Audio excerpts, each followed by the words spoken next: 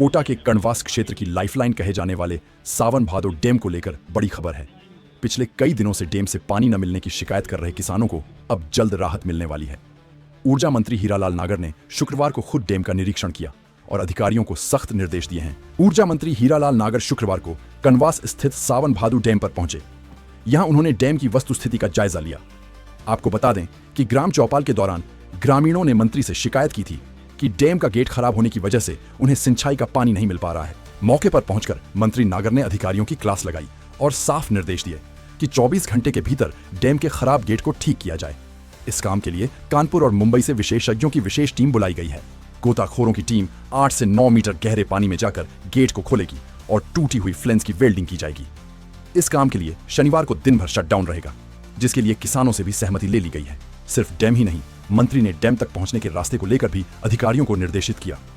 उन्होंने Mukundra tiger reserve के अधिकारियों से कहा कि डैम की सुरक्षा और देखरेख के लिए इंजीनियरों के वहां तक पहुंचने के लिए ग्रेवल सड़क बनाई जाए ताकि वाहन वहां तक जा सकें। इस दौरान मंत्री ने पर्यटन को लेकर भी बड़ी बात कही। उन्होंने कहा कि जल्द ही मुकुंदरा और रामगढ़ टाइगर रिजर्व में बाघिन लाई जाएगी, जिससे हाड़ौती में पर्यटन को नए पंख लगेंगे। इस डैम से करीब 6000 हेक्टेयर भूमि सिंचित होती है। बहरहाल मंत्री के इस दौरे के बाद उम्मीद है कि शनिवार शाम तक डैम का गेट ठीक हो जाएगा और किसानों को उनकी फसलों के लिए पर्याप्त पानी मिल सकेगा। मंत्री जी, 15 करोड़ रुपए का जो मामला था, जो 15 करोड़ रुपए खर्च किए गए, उसके बाद भी अभी तक सुधार नहीं हो पाया और मार्च में आदेश दे दिए गए थे ठीक कराने के।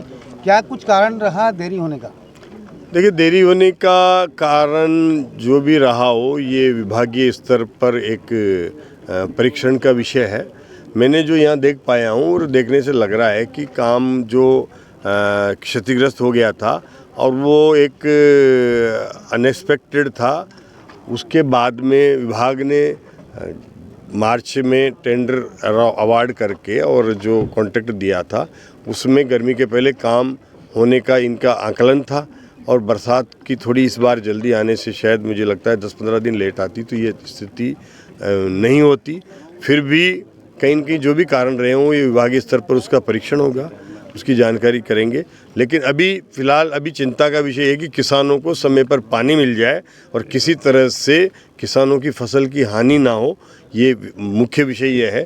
इसको देखेंगे। आज ये जो गोताखोर बुला करके और इन्होंने कुछ कानपुर से बुलाए हैं, कुछ मुंबई से बुलाए हैं, ऐसे विशेषज्ञ बुलाए हैं जिन्होंने नीचे जाके 8-9 मीटर वहाँ पानी में जा कर के 1-1, 2-2 घंटा उसको देखा है कि क्या उसमें समस्या है और उसका इन्होंने सुझाव दिया है यहाँ आए हुए जो विशेषज्ञ हैं, जो अभी ये गोताखोर हैं, कि हम इसकी फ्लेंज जो टूटी हुई है उसको निकाल करके लाएंगे, फिर उसको वापस बाहर ला करके वेल्ड करेंगे, वापस फिट करेंगे। इसके लिए 1 दिन का हमें नहर को बंद करना पड़ेगा। किसानों ने भी, जनप्रतिनिधियों ने भी इसके लिए सहमति दी है कि 1 दिन बंद कर दी जाए, लेकिन हमारा समस्या का स्थायी समाधान चाहिए, क्योंकि अभी ये बंद नहीं होता है, ऑपरेट नहीं होता है, तो इस पानी को कई बार ये नदी में बहाना पड़ा है।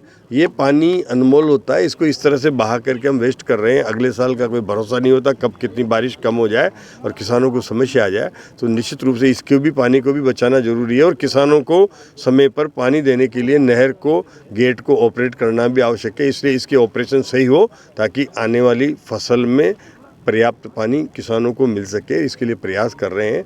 और इसीलिए मुझे 2-3 दिन से मैंने पहले अभियंताओं से पूछा तो उन्होंने यही कहा था कि हमने ठीक कर दिया है, सब सही हो गया है। लेकिन जब इसको रेगुलेशन के लिए खोला गया तो किसानों की समस्या आई कि हमारे खेतों में पानी भर गया, अभी डिमांड कम है, कि नहर को ज़्यादा खोल दिया गया, तो फिर ये बंद नहीं हो पाई। तो इन्होंने नहर तोड़ करके पानी को फिर इधर नदी में डाइवर्ट किया।